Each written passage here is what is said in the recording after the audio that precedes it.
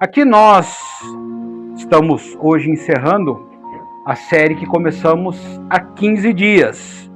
Então, quem viu lá no grupo qual que é o tema de hoje? Vocês não viram ainda, né? Não estão no grupo ainda. Quem está no grupo e lembra?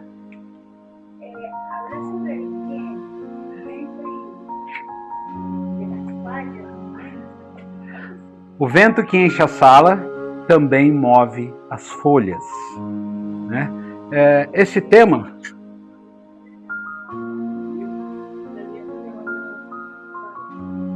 O vento que enche a sala...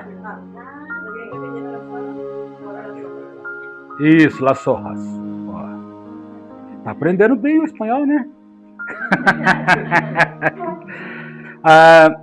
O tema de hoje também vai falar sobre a manutenção da nossa vida espiritual através do relacionamento cotidiano com o Espírito Santo. E é disso que a gente vem falando, de relacionamento, não é? Eu estava falando para a família que começou esse tempo com a gente, que nós buscamos não ser teóricos, não irmos à Bíblia ou às Escrituras apenas como teólogos ou como teóricos, mas que a Escritura ela venha a trazer uma revelação do Espírito para que ela possa ser prática na nossa vida. Porque não adianta a gente saber o que está escrito lá na Bíblia se isso não for internalizado e se tornar prática na nossa vida. A Bíblia ela não é um livro teórico, mas um manual de vida. E é por isso que nós precisamos aprender a ir às Escrituras e receber a luz de forma que isso possa realmente acontecer ou ser realizado. Porque acontecer não depende de mim, não é? Mas o realizar depende.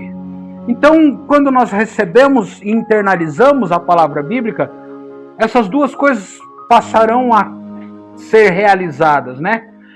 Coisas acontecerão porque não dependerão de mim e virão direto de Deus, mas outras precisarão da consistência da minha vontade e da minha prática para que elas se tornem realidade na minha vida. Então a essência dessa igreja que nós estamos plantando em Erechim é uma vida prática com Jesus. Não aquela coisa da hipocrisia do crente, que tem se existe um grupo de pessoas que sabe ser hipócrita, é o crente, né? Vocês devem ter conhecido muitos, né? Que são crentes só domingo na igreja, né? No serviço durante a semana, na rua, de crente não tem nada, né? Aí chega no domingão lá, coloca uma gravata de 1 palmo de largura e vira crente, né? Então, o nosso desafio é vivermos isso na prática do cotidiano, com todas as nossas deficiências, os nossos defeitos, né, as nossas impurezas. Porque Jesus sabe, Ele sabe tudo que tem no meu e no teu coração. Ele conhece as nossas deficiências, as nossas dificuldades. Ele sabe cada momento que eu tenho ira, ódio, maus desejos, mas Ele também sabe o quanto o meu coração se consome de tristeza quando eu percebo o meu próprio pecado. Então Ele está atento, né? A gente às vezes fica imaginando Deus como alguém com uma prancheta na mão fazendo xizinho, pecou mais uma vez, na espreita para te mandar para o inferno. E na verdade não é isso. Ele está muito mais interessado em contabilizar os nossos arrependimentos, as nossas lágrimas, do que contar quantos pecados nós temos cometido. Né? O Espírito colhe as nossas lágrimas, né? E leva ao Pai. Não diz que o Espírito colhe os nossos pecados para levar, para caguetar, né? Para dedurar para o Pai. Mas Ele está mais interessado no arrependimento e na dor que eu sinto quando percebo a minha falta, a minha falha e o meu pecado. Então, há 15 dias nós falamos sobre a Torre Reta. Infelizmente, essa não vai para o YouTube porque nós tivemos um problema de áudio. O microfoninho falhou e ficou mudo. Mas eu ainda vou gravar aquela mensagem para a gente ter lá a sequência. Mas nós falamos sobre a Torre Reta, onde nós aprendemos sobre caráter. Lembram? Falamos sobre caráter. Falamos de uma estrutura firme, reta, que denuncia tudo que está torto, que está perto dela. Se você tem um prédio construído a prumo e outros que não estão a prumo perto, o que está reto denuncia, mostra, evidencia os que estão tortos. E no domingo passado nós olhamos para árvores que produzem sombra. Então nós aprendemos sobre influência e sobre a nossa responsabilidade de influenciarmos a vida ao nosso redor. Lá onde a gente trabalha, na nossa casa, né, na fila do supermercado e aonde nós estivermos, que nós sejamos uma árvore com uma copa verde e ampla, onde quem estiver cansado, sobrecarregado, venha até nós buscando esse conforto. Pastor, mas esse não é o trabalho de Jesus? Mas ele deixou para a gente representá-lo. Não é isso que nós somos? Representantes desse reino? Não é? Nós não somos... Como que é quando uma pessoa de um país vai lá e representar aquele país? O embaixador, nós somos embaixadores do reino de Deus.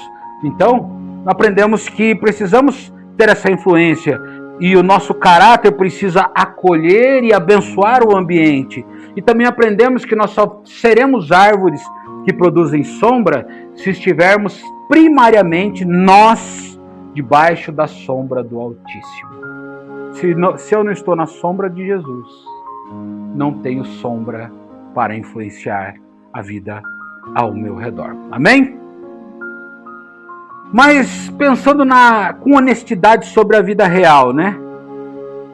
Se uma torre, por mais reta e perfeita que ela seja, se ela fica 100 anos trancada, fechada, ela vira o quê?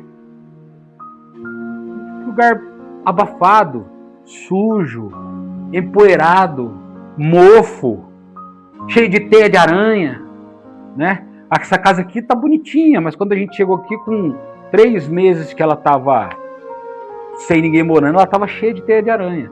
Então, por mais reta que seja a torre, se ela estiver trancada, ela vai rapidamente se tornar em algo insalubre, mofo, empoeirado, desagradável. E uma árvore linda, cheia de flores, né? Quem gosta de manga, né? Aquela mangueira, que é uma árvore bem grande, cheia de fruto, né? Não sei se por aqui tem bastante manga por causa do clima, mas lá para a região do Paraná, mangueira tem em todo canto. E tem uma que é uma manga que ela fica desse tamanhão, assim, que é uma manga coração de boi, a gente chama. Aquilo é maravilhoso, você só não pode dormir debaixo da mangueira, que se ela cair na cabeça já era, né? Mas é uma maravilha, uma delícia. Mas por mais que ela esteja frutificando, cheia de folhas verdes, linda, com uma copa frondosa, se ao longo dos meses o ar começar a não se mover ao redor dessa árvore, ela vai se transformar no quê? Em algo sem vida. Uma paisagem estática, meio plástica, uma imagem que deixa de ser verdejante e se torna amarela, sem movimento, sem vida. Então eu quero ler com você o texto que está no Evangelho de João, no capítulo 3, versículo 8. João 3:8. Eu sempre vou ler NVI, versão NVI. Eu escolhi essa versão porque ela é mais contemporânea, mais fácil de entender. E a gente que já é mais velho, né, consegue entender a versão mais contemporânea e a mais antiga. Mas o pessoal mais jovem geralmente não consegue pegar uma Almeida de 1960, onde está escrito Reis, que não sei o que, aí não entende nada. Então eu optei por uma mais contemporânea que todo mundo consegue entender. João 3,8 diz assim: o vento sopra onde quer. Você o escuta, mas não pode dizer de onde vem e nem para onde vai.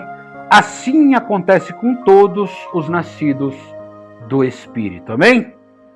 O vento sopra onde quer. Você escuta, mas não pode dizer nem de onde vem e nem para onde vai. Então nós saímos da pedra, do concreto, que é a torre reta, passamos pela madeira. Então a torre é o concreto, é inanimado, é rígido, está a prumo, mas é inanimado. Passamos pela madeira, que é um organismo vivo, que balança, que faz sombra, que oferece seus frutos, mas são dois conceitos palpáveis, tangíveis, coisas que nós vemos, que se eu decido que a minha vida vai ser uma torre reta, eu faço acontecer. Se eu decido que a minha vida vai ser uma árvore que dá sombra, eu vou buscar em Jesus a sombra dele e vou transformar a minha vida numa árvore que produz, que gera sombra. Mas hoje nós vamos para aquilo que a gente não pode tocar. Aquilo que eu não posso criar, que eu não tenho a capacidade de gerar. Mas que se não existir, se em algum momento deixar de existir, rapidamente deixamos nós também de ter vida. Ninguém sabe de onde vem o vento. Tampouco sabemos para onde ele vai. Mas se o vento desaparece e o ar some, em 3 minutos, nenhum de nós continua vivo. Não posso vê-lo. Até posso ouvi-lo quando está em movimento. Mas se ele resolve me deixar, logo a vida também me deixa. Manutenção espiritual não se trata de força. Se trata de oxigenação. Não é esforço, é respiração. Não é luta, é entrega. O vento não pode ser fabricado. Embora nós tenhamos tido uma presidente que queria estocar o vento, vocês devem lembrar desse detalhe, né? Queria empacotar o vento.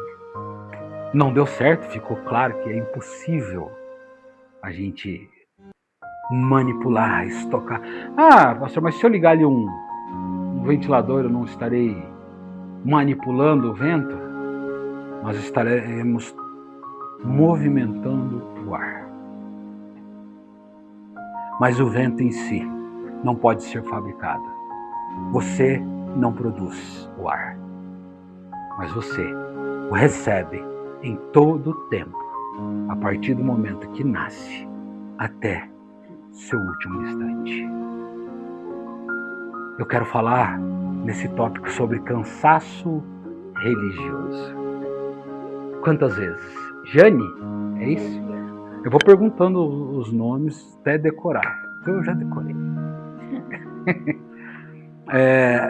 Quantas vezes nós já estivemos cansados, religiosamente cansados, no esforço de ir à igreja, de fazer a igreja acontecer, de querer estarmos mais crentes. Você já tentou ser mais crente? Eu preciso ser mais crente. Às vezes a gente quer ser mais crente. Porque eu olho para mim, às vezes eu falo assim, nossa, como eu tô um crentezinho pica-fumo, a gente chama lá no Paraná, aqui existe esse termo, né? Aquele bem sem vergonha. Às vezes eu olho para mim, para dentro de mim, e falo assim, nossa, que crentinho sem vergonha que eu tô. Aí você quer o quê? Quer ser um crente melhor. E aí você começa a se esforçar para ser um crente melhor. E daqui a pouco você está cansado, a ponto de que muitas vezes, alguns de nós querem deixar de ser crentes, porque ser crente cansa demais, dói demais, pesa demais, é muito esforço. E às vezes nós estamos nos esforçando para ser crente e pensamos, mas não tem nada em troca, porque nós queremos oferecer crentice a Deus para recebermos coisas de Deus. E esse movimento está errado, é um engano. Esse é um movimento que não faz parte da verdade do Evangelho. Porque o Evangelho não é para coisas, mas para a vida.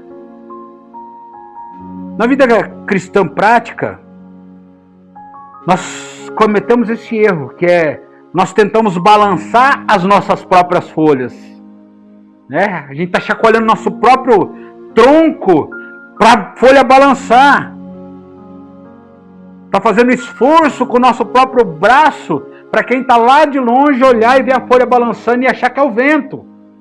E aí o outro olha e fala assim, mas que interessante, a minha árvore está paradinha e a do irmão lá está balançando. Olha como o vento sopra na vida do meu irmão. O irmão está lá balançando aquela árvore, quase morrendo, quase tendo um infarto de tanto fazer esforço para balançar uma árvore, para simular o vento. A gente acha que manter a nossa espiritualidade é musculação intelectual, é musculação emocional, é musculação espiritual, é esforço pessoal, é força humana. E nós estamos caminhando no sentido contrário. Nós dizemos, eu tenho que ser forte, eu tenho que aguentar, eu tenho que bater a minha meta de leitura bíblica essa semana. Vocês já colocaram meta de leitura bíblica? Quando a gente casou, eu era um maluco, né, amor? Eu ficava 6 horas por dia lendo a Bíblia. 6 horas. Eu lembro que eu pegava Salmos e lia o livro inteiro num dia, Isaías, esses longos. Ela, o que você vai fazer hoje? Eu vou ler Salmos, dia inteirinho, uma sentada. Tinha um propósito. Eu queria mais alimento. Mas eu ficava esgotado. Tá certo que eu sou gordinho, e o gordinho gosta de comer, né? Mas mesmo quando eu sento aqui e se eu como demais, o que acontece? Passa mal. A gente que gosta de uma lentilha aí, né? A gente come 1, 2, 3, 4 pratadas, e daqui a pouco tá lá, não consegue nem respirar, né? Já ficou assim, tem que sentar e fazer assim para poder passar o ar na garganta, né? E a gente exagera, vai além. Pastor, mas tá falando que é exagero ler a Bíblia? Eu tô falando que é um exagero ler sem propósito. É um exagero fazer algo só por fazer. Eu preciso entender que a Bíblia é um alimento, é a palavra que me traz alimento. E se eu gasto horas lendo aquilo, sem que aquilo fale comigo espiritualmente, não teve nenhum efeito. É só força.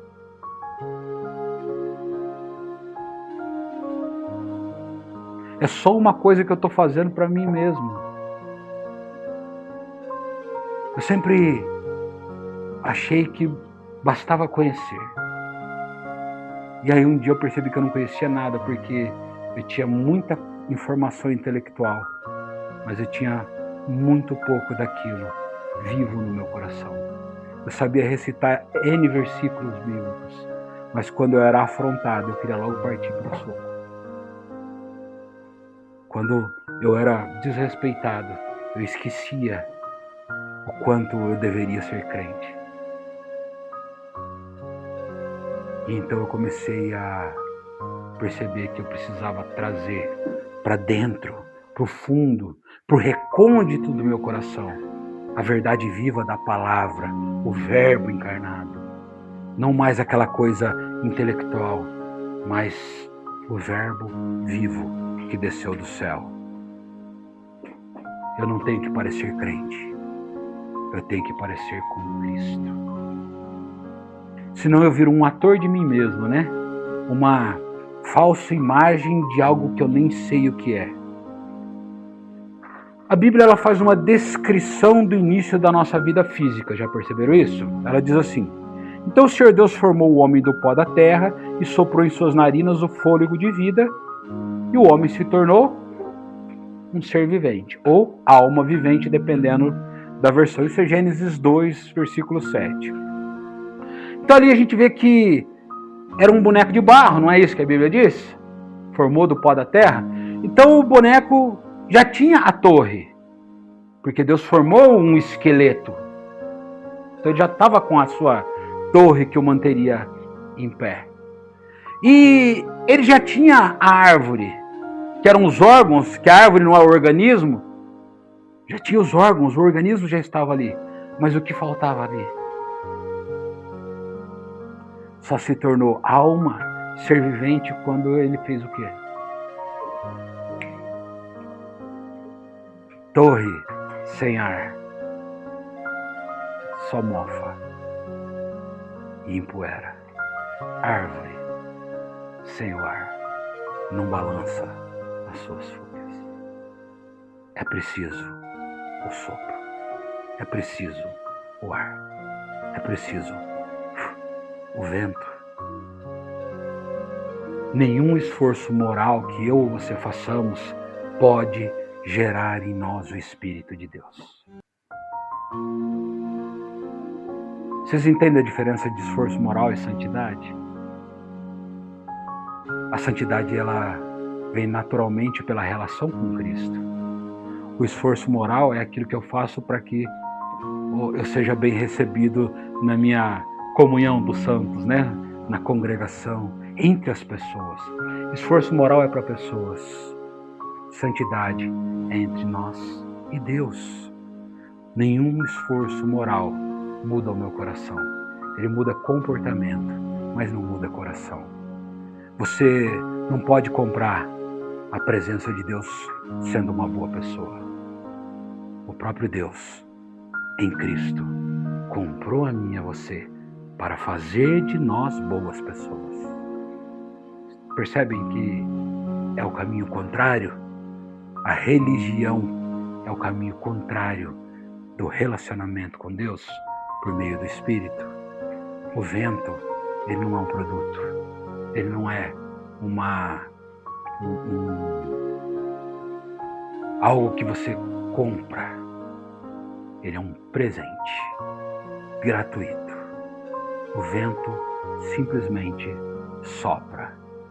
E a minha e a tua função diante do vento não é de fabricá-lo, não é de produzi-lo, mas só abrir a janela e parar de prender a respiração. Eu amo essa metáfora, abrir a janela da minha alma e respirar, deixar isso fluir dentro de mim até chegar no meu espírito. Se a sua vida cristã está pesada, está dura, está exaustiva, e todo mundo vai ter um momento que isso vai acontecer. Não é para ser sempre assim, mas em algum momento isso acontece. Então provavelmente é o tempo que nós estamos tentando empurrar a torre, estamos tentando balançar a árvore com a força dos nossos próprios braços. Mas a Bíblia sempre deixou claro que não é pelo nosso próprio esforço. Para de fazer força. É só para respirar. Quantas vezes você tem que pensar antes de respirar? Como? Por quê? Não é? Você programou para o seu coração bater? Não, você respira, o oxigênio entra, o coração bate. E tudo isso é natural.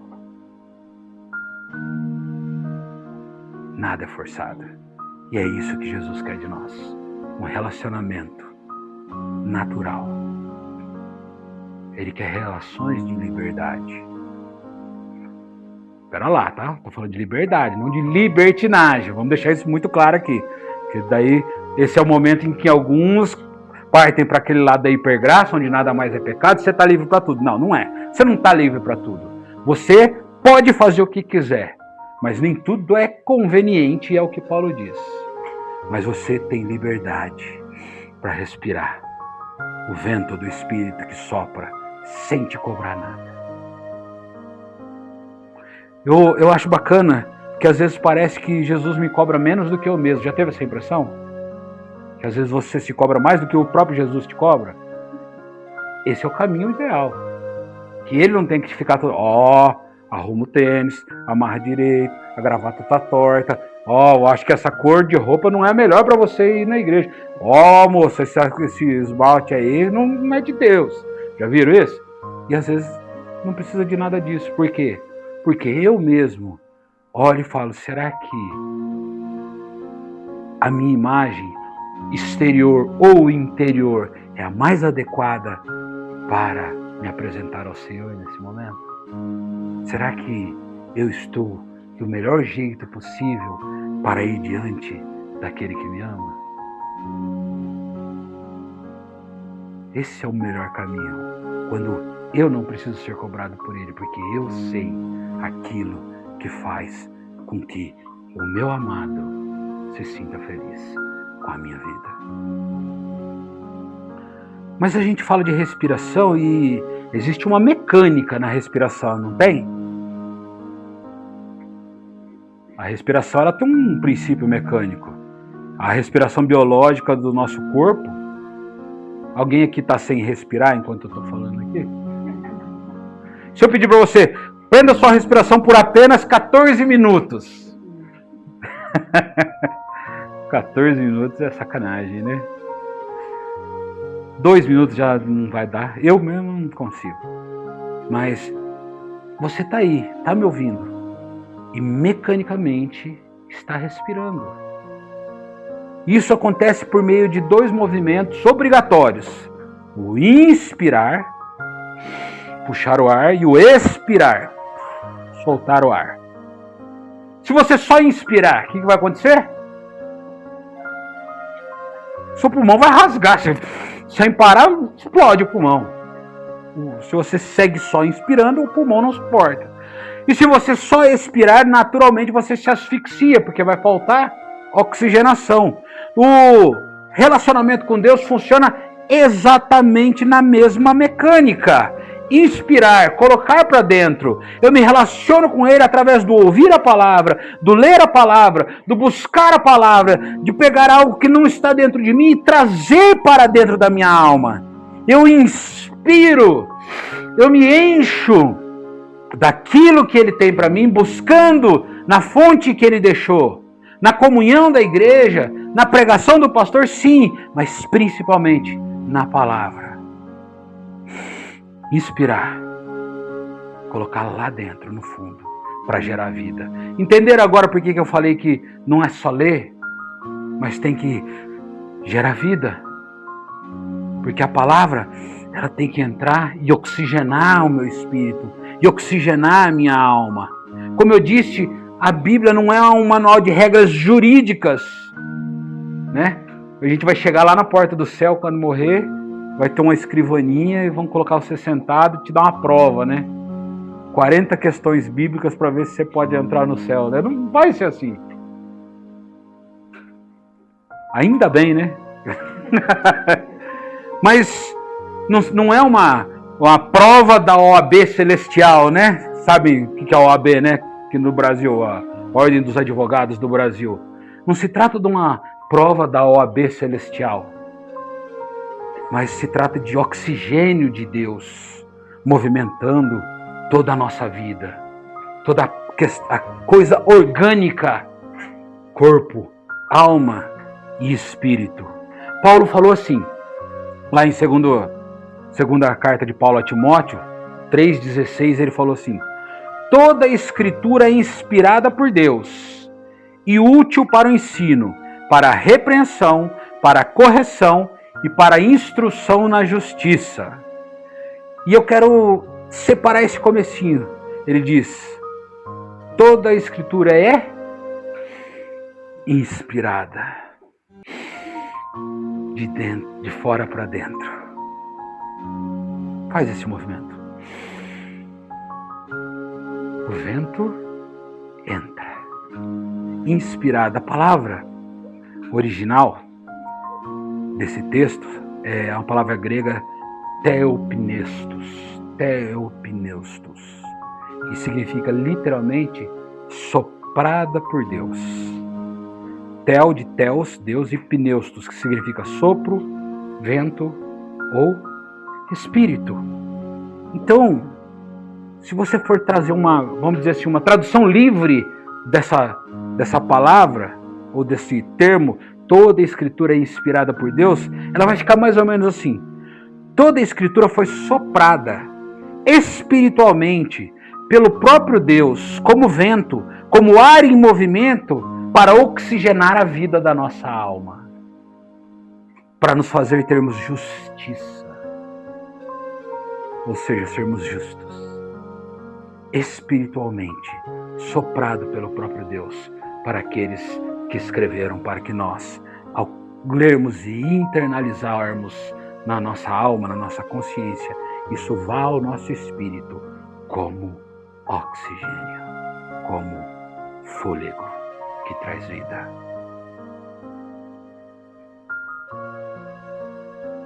abrir a Bíblia em casa pela manhã é muito mais do que cumprir a tabela. Mas é como se nós colocássemos os nossos pulmões na máscara de oxigenação do próprio Deus. Já viram aquela cena do avião, né? Começa a pá, cai as máscaras, né? Porque despressurizou, falta oxigênio, vem a máscara. E a nossa vida se despressuriza frequentemente. As dores do dia a dia, né? Talvez vocês não tenham problemas familiares, né? Só eu acho que tenho. Só eu que tenho um filho, um neto e uma nora quase 1.000 quilômetros de distância, né? A tua tá o quê? Uns 3.000, 4.000? Tá em outro país. O meu tá ali no Paraná, eu tô me lamentando, né? Mas ele tá quase lá na América Central, lá pertinho já. E a gente sofre no dia a dia, não é? Tem dores. Nós somos confrontados todos os dias e nós somos afrontados todos os dias. Estava falando hoje com a minha esposa, né? A situação da casa. Semana passada a gente não sabia nem se ia conseguir fazer o culto, que entupiu o banheiro, ficamos 2 dias sem nada, sem banheiro, teve que quebrar lá embaixo, tá aberto lá, o esgoto aberto dentro da garagem, uma loucura, a imobiliária não nos ajuda. E aí a gente conversando hoje, e a Adriana já é mais pé na porta, né? Eu já queria ir lá na imobiliária, virar a mesa de todo mundo lá, né? Deixa que eu vou lá, eu falei, não, deixa que eu prefiro pagar do que sei lá, porque senão eu pago a despesa de consertar. Se você for, eu vou pagar a despesa de consertar, o advogado, o habeas corpus, né? Vamos deixar lá, mas é o que eu falo para ela, nós somos afrontados o tempo todo. O inimigo está nos afrontando, ele quer fazer você desistir. Ele quer tirar a sua respiração. Ele quer arrancar o oxigênio do espírito que sopra. Ele quer tirar isso de nós. Ele quer transformar a mim e a você em torres fechadas, cerradas, sem vida, empoeiradas, mofadas, mal cheirosas. Quer transformar o nosso interior naquilo que a Bíblia chama de sepulcros caiados, que por fora tem uma casca até bonitinha, né? Pintadinho de branco, né? Caiado, mas por dentro está cheio de podridão, de carniça, de morte. É isso que o mundo quer. Por isso nos afronta. Então, nós precisamos diariamente do oxigênio desse Espírito que sopra, mesmo que a gente não saiba de onde vem e tampouco para onde vai. Expirar é colocar para fora. Se eu falei de inspirar, que é colocar para dentro, e isso está ligado à palavra, ao louvor que a gente escuta. Por outro lado, o expirar é colocar para fora. É quando nós nos dobramos e oramos, entregamos a Ele toda a falta de ar e as dores que estão dentro do nosso coração. É colocar o gás carbônico para fora. Você já se trancou dentro de uma barraca? Já acamparam? E dormiu dentro daquela barraca? Agora elas têm uma abertura, as mais novas, né? Antigamente, você lembra quando elas eram seladas? Aí chegava no meio da madrugada, você tava zonzo, parecia que tinha bebido, né? Porque puro plástico, fechava tudo, daqui a pouco você estava respirando só gás carbônico. O gás carbônico é veneno. Ele vai gradativamente tirando as suas forças e a sua consciência.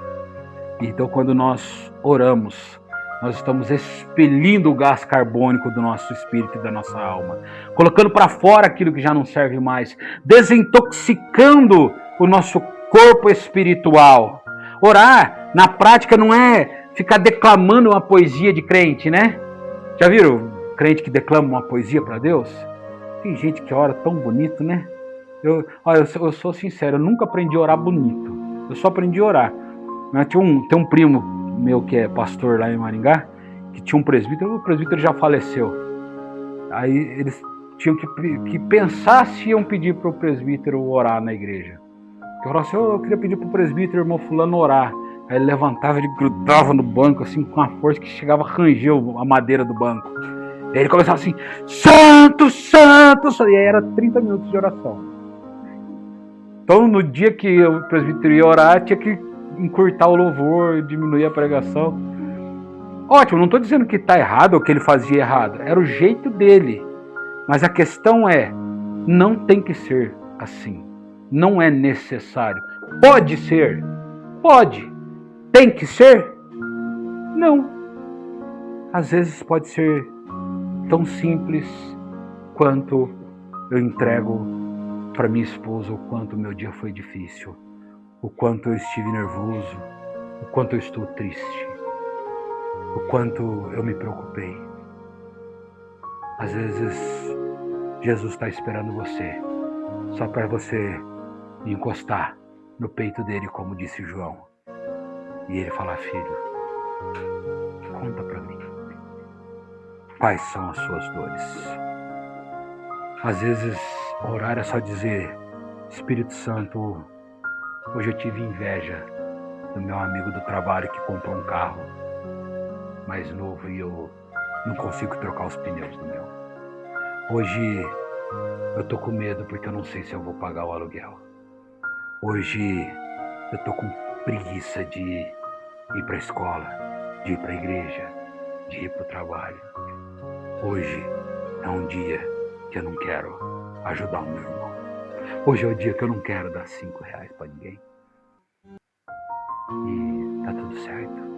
Às vezes só o que ele precisa é ouvir a minha voz dizendo, eu não quero nada daquilo que o Senhor ensinou, mas eu ainda estou aqui porque eu preciso do teu fôlego. Eu preciso de ar para respirar. É colocar para fora o veneno da minha alma e abrir espaço para que o ar limpo entre e faça efeito. Às vezes a gente passa um período longo sem orar, sem ler a Bíblia, sem ir a um culto. E a gente encontra um amigo e fala assim, nossa, eu não tenho sentido Deus. Já teve a sensação de não estar sentindo Deus? Eu não sou nenhum fã do... Qual é que é o nome do Universal lá? Do Bispo Edir Macedo, né? É um cara controverso, né? Mas eu li uma das biografias dele e de tudo que eu li lá, uma coisa se aproveitou e eu achei fantástica a frase dele. Ele disse que uma irmã chegou para ele e falou assim, nossa, pastor, você sente a presença de Deus o tempo todo? Ele falou assim, não. Aquele jeitinho dele, não, irmã! Né? Com a mãozinha assim, não, irmã! Ele falou, a maior parte do tempo eu não sinto a presença de Deus. Ele falou, mas eu também não preciso sentir. Eu falei, ué, como assim? Eu não preciso sentir a presença de Deus o tempo todo. Porque eu tenho fé. E por fé eu sei que Ele está aqui. Então mesmo quando eu não sinto, eu sei que Ele está comigo. Eu achei fantástico isso. Mas às vezes a gente precisa sentir. Às vezes esse carinha aqui, eu estou deitado lá, eu estou ficando velho, então eu vou dormir mais cedo, né? Vou para lá, deito. E a cada 15, 20 minutos ele sai daqui da sala, vai lá, me dá um abraço, me dá um beijo. Aí volta. Daqui a pouco ele volta lá, me abraça, me dá um beijo. Ou seja, eu estou deitado, mas eu não durmo, porque ele não deixa eu dormir. Porque o filho quer sentir a presença do pai, quer ter a certeza que o pai está ali. E mais do que isso, eu acredito que cada vez que ele vai lá e eu olho para ele e dou um beijo nele, ele pensa, estou seguro, porque o meu pai está aqui, está atento, está acordado, cuidando de mim. Às vezes eu passo semanas prendendo a respiração espiritual. Tem gente que lê teologia o dia inteiro, tá? Inspirando, colocando para dentro, mas não dobra o joelho para conversar honestamente com Deus. E aí a gente volta lá no começo. Não adianta eu ler o dia inteiro, inspirar o tempo todo, se eu não me colocar honestamente na presença de Deus, a cada dia, a cada instante. Não adianta ser um obeso espiritual, sufocado pelo próprio conhecimento, se eu não consigo expirar diante do Pai. Mas em alguns momentos as vias aéreas podem estar obstruídas. Já viram pessoas com doenças que obstruem as vias aéreas e impede o ar de entrar. E às vezes nós obstruímos as vias aéreas da nossa alma e impedimos o vento do Espírito de entrar na nossa rotina, de entrar no nosso dia a dia, de entrar na nossa vida cotidiana. O vento de Deus está soprando sobre a Erechim hoje. O vento de Deus está soprando sobre a sua casa hoje. O vento de Deus está soprando sobre a sua vida hoje, agora, nesse instante. O vento sopra, e sopra onde quer, e sopra em todos os lugares. E ele se movimenta sobre nós. Mas se eu tapo as minhas narinas, eu já não consigo receber o ar desse vento que sopra. Porque se o vento sopra todo o tempo e onde quer, existe tanta gente dentro da igreja com falta de ar espiritual. Porque nós mesmos, deliberadamente, obstruímos as nossas janelas, a janela da nossa alma. Na vida comum, cotidiana do século XXI, existem inúmeras coisas que podem bloquear a nossa respiração espiritual. Uma delas é a pressa. A pressa eu chamo de respiração curta. Teve respiração curta? Você respira e está sempre faltando ar, não é? Eu, como atleta que sou, né, corro 3 metros e já estou... Sem chance, não entra nada. Você se esforça e parece que vai ficando mais cansado. E a respiração curta não deixa o oxigênio fluir. Quando nós estamos ansiosos, a nossa alma respira curtinho. É uma coisa que é só no nariz, não chega no pulmão, já percebeu? A ansiedade não permite que o Espírito oxigene a nossa alma. Na espiritualidade, nós fazemos a oração de elevador. Já ouviu falar na oração de elevador? Sabe o que é a oração de elevador? Quando você entra no elevador, quanto tempo você fica lá dentro? Segundos? 1 minuto? Oração de elevador. Você entra, fecha a porta, você começa a orar. Abriu a porta, terminou a oração. Né? Mas, irmão, tem orado todos os dias.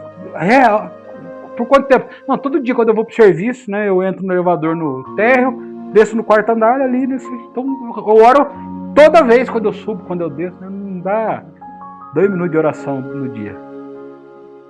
Oração de elevador. Senhor Deus, abençoa o meu dia em nome de Jesus. Amém. Né? Pastor é difícil, a oração de pastor. Você fala assim, pastor, quando vocês chamarem um pastor para comer na tua casa, já percebeu que todo mundo fala assim, vamos pedir pro pastor orar?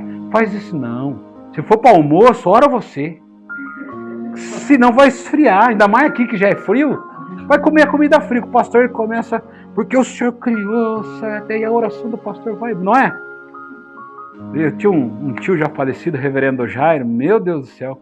A gente pedia para ele começar a orar quando minha avó dava um sinal, ele era irmão da minha avó, né? Minha avó dava um sinal, então antes de ficar pronta a panela, eu já pedia para ele orar. Porque era 30 minutos tranquilo de oração. Né? A hora que ele estava terminando de orar, minha avó vinha com as panelas para colocar na mesa. E é assim. Isso não quer dizer que a oração longa é melhor que a oração curta. Quer dizer que precisamos aprender que com muito tempo ou com pouco tempo precisa haver honestidade na oração e dedicação ao processo de oxigenação da nossa alma. Relacionamento exige que você se desligue do mundo. Né? Eu não consigo ouvir a minha esposa se eu estiver rolando o meu feed do Insta. Ela pode falar o que quiser. Daqui a pouco ela fala, então, o que você acha? Eu, hã? Pronto, aí já é melhor eu correr. Então o que a gente faz? Até ele riu. Calma. Não é? Eu preciso me desligar do que está ao redor para ouvi-la.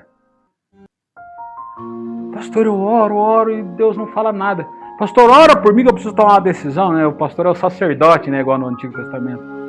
Mas, querido, você só falou ou você deu tempo para ele falar com você? foi honesto o suficiente para se calar a voz do coração e deixar que Ele te instrua, te guie, te direcione? Porque é muito difícil ouvir uma única voz numa multidão de vozes, não é? E às vezes a gente precisa estar muito atento.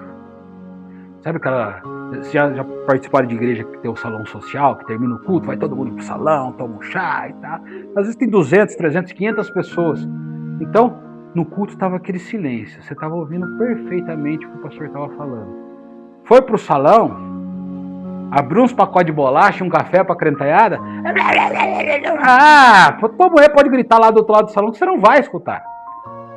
Porque onde existem muitas vozes, é difícil ouvir uma voz em específico. E aí a gente está falando de excesso de ruído. O vento faz um barulho suave. Ai, pastor, essa noite não foi muito suave, né? Chacoalhou tudo ali. Mas o comum é que o vento sopre suavemente. Nós estamos falando de tempestade, né? De vendaval. Mas o vento comumente sopra com um barulho suave. Quem passa o dia inteiro com fone de ouvido, volume no máximo, a gente que é jovem, né? Nós que somos jovens, a gente fica muito tempo lá, o fone de ouvido, volume no máximo. Elias liga a TV a hora que acorda. Nossa, às vezes... Não, eu não sei, porque vou arrumar um emprego para ele, que nunca vi. Acorda cedo e já... Acorda antes de todo mundo e você já escuta ligando. Aí, TV ligada o dia inteiro. Rolando tela do Instagram, Facebook. E não ouve mais a brisa, o soprar do vento. Porque o mundo faz muito barulho, faz muito ruído. O Espírito Santo não vai competir com o TikTok. Ele não faz dancinha para chamar nossa atenção. Ele espera o nosso silêncio. Ele fala constantemente. E cabe a mim e a você nos posicionarmos em silêncio para ouvir o que ele está dizendo. E como terceiro e último ponto, eu quero falar sobre a fumaça do pecado que ficou guardada.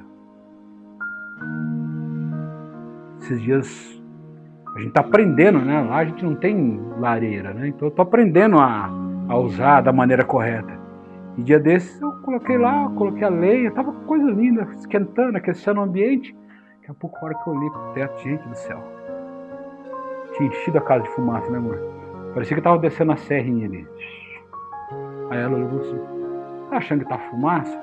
A hora que ela falou que eu percebi, e ela percebeu porque ela tava mais perto, né? Tava tudo enfumaçado. Aí fomos lá abrir um pouco mais o negócio pra fumaça ir embora, aquela coisa toda, ficou a casa toda cheirando, todas as nossas roupas defumadas, parecia que a gente tava vestindo bacon durante vários dias, né? E...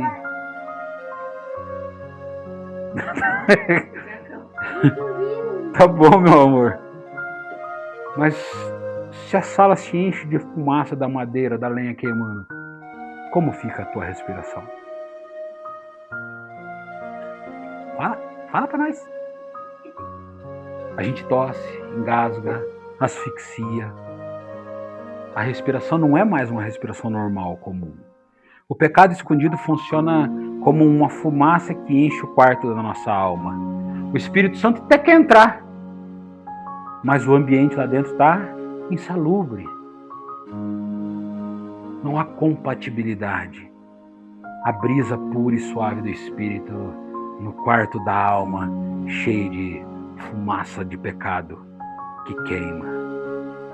Então esse é o momento de confessar, de abrir a janela da alma, deixar a fumaça do pecado sair e o vento puro da brisa do Espírito entrar e encher a rotina da nossa alma, o dia a dia, o ser que nós somos por dentro.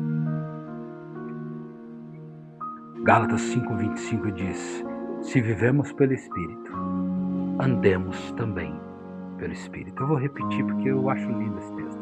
Se vivemos pelo Espírito, andemos também pelo Espírito. Paulo que disse isso.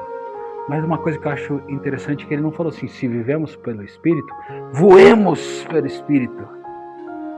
Vamos voar por Jerusalém, Samaria, os confins da terra por meio do Espírito. Ele não disse isso, ele disse, andemos. Ele traz para aquilo que tem de mais simples e cotidiano. Porque assim como respirar é natural, andar é natural. Você decide, você levanta e anda, e vai até onde você precisa. Fala de movimento, mas um movimento natural, que não precisa de nada, a não ser que você tenha algum problema, claro, né? Mas tratando da nossa natureza, você não precisa de nada além da sua vontade para se locomover. E é disso que Paulo está falando.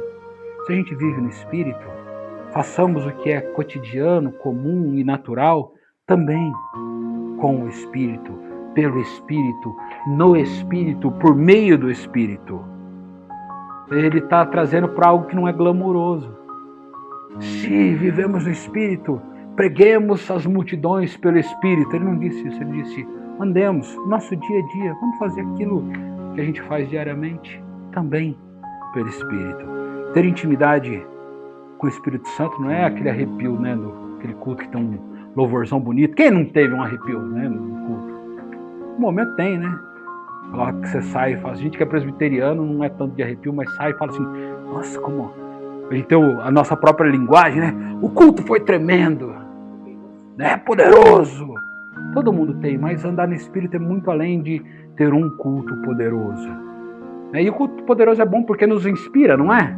Nos traz uma vontade de romper algo naquela semana, mas andar no Espírito vai muito além do arrepio ou do culto tremendo. Lavar a louça terça-noite, sabe aquele dia que você serviu todo mundo, a sua família, e de repente todo mundo foi cuidar da sua vida, foi para o quarto, foi descansar e deixou o prato na mesa, os ossos de galinha em cima da toalha manchando, e você queimou a resistência da torneira e está frio. E cada um foi cuidar de si mesmo e deixou você sozinha com a louça e a torneira fria. E aí Paulo fala, andemos também no Espírito. Aqui a gente termina a nossa série de 3 mensagens. Se você tiver apenas a torre, o caráter moral, sem vento, você vai ser um crente correto, mas vai ser frio, chato, legalista, julgador. Se você tiver apenas a árvore, boa vizinhança, bons relacionamentos, ser uma pessoa que serve outras pessoas, faz boas amizades, mas não tiver o vento, na primeira seca da vida, suas folhas vão cair e logo você vai desistir de fazer o bem. Mas se a torre reta tiver janelas abertas para o vento, se a árvore que dá sombra tiver suas folhas balançadas pelo vento, então nós seremos juntos uma igreja viva, atuante, que gera vida para quem se aproxima de nós. E aqui eu quero fazer uma pergunta de médico para paciente. Não, eu não sou médico, né? É só uma retórica. Como está o cheiro do quarto da sua alma nesses dias? Cheiro de casa fechada? Mofo daquele closet que você fez e esqueceu de colocar na janela? Abafado, cheio de poeira? Poeira do ressentimento? O mofo do cansaço? Que tal hoje ser a noite de destrancar a janela, de abrir as portas, de dizer a Jesus aí onde você está sentadinho, na linguagem mais simples, Senhor, com o teu espírito areja o quarto da minha alma. Eu não quero que você levante a mão, mas eu quero te perguntar isso. Você quer pedir a Ele hoje que areje o quarto da sua alma? Então você tem 30 segundos. Feche os teus olhos. Fale com Ele. Não fale comigo. Fale apenas com Jesus. Confesse a Ele o que você deseja dele hoje. Entregue a Ele o que você gostaria que Ele fizesse. Fale com Ele. Ensina-me a fazer a tua vontade. O Senhor é meu Deus, o Senhor é meu Pai bondoso e eu quero que teu Espírito sopre o vento sobre mim e me conduza num terreno plano, reto, aonde eu consiga ver ainda mais longe, onde eu possa sentir a tua paternidade, o teu amor e a tua presença. Lança sobre mim a presença do teu Espírito.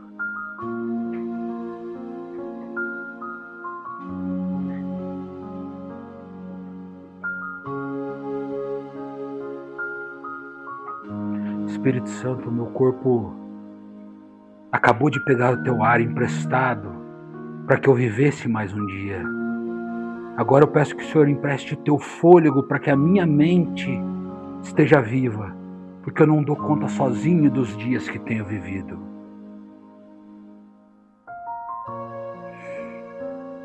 Sinta o Espírito do Senhor, porque Ele é vivo, atuante e eficaz. O versículo que eu quero ler a seguir resume para mim e para você a transição do boneco de barro lá em Adão para o ser vivente. Ele lembra a igreja de que a própria existência e a energia diária que nós precisamos vem do sopro divino. Jó 33:4 diz: o Espírito de Deus me fez, o sopro do Todo-Poderoso me dá vida. Existem momentos que nós precisamos reconhecer que estamos cansados de tentar balançar as folhas com o nosso próprio braço, chacoalhar a árvore com a nossa própria força. E o texto de Romanos 8:26 mostra que quando nos falta o ar da oração, o próprio vento intercede por nós. Diz assim o texto: da mesma forma, o Espírito nos ajuda em nossa fraqueza, pois não sabemos como orar, mas o próprio Espírito intercede por nós, com gemidos inexprimíveis. Eu quero finalizar com o texto de Efésios 5:18 que diz: não se embriaguem com o vinho que leva à libertinagem, mas deixem-se encher pelo Espírito. O verbo original grego desse texto, encham-se, dá a ideia de ação contínua. Continuem diariamente sendo cheios do Espírito. Esse é um fechamento perfeito para um exercício prático, dia a dia, para começar nessa segunda-feira pela manhã.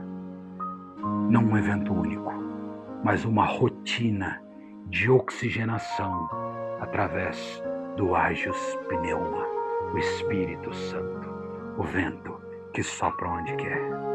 Eu e você só vivemos porque nós respiramos todos os dias e incessantemente. E eu e você só viveremos para a eternidade se continuarmos instante após instante respirando esse vento que sopra onde quer, que você escuta, mas não sabe de onde vem e nem para onde vai. Esse Espírito é o oxigênio que todo homem e toda mulher que é nascido do Espírito do Pai precisa respirar dia a dia. Amém? Que Deus abençoe a sua vida, em nome de Jesus.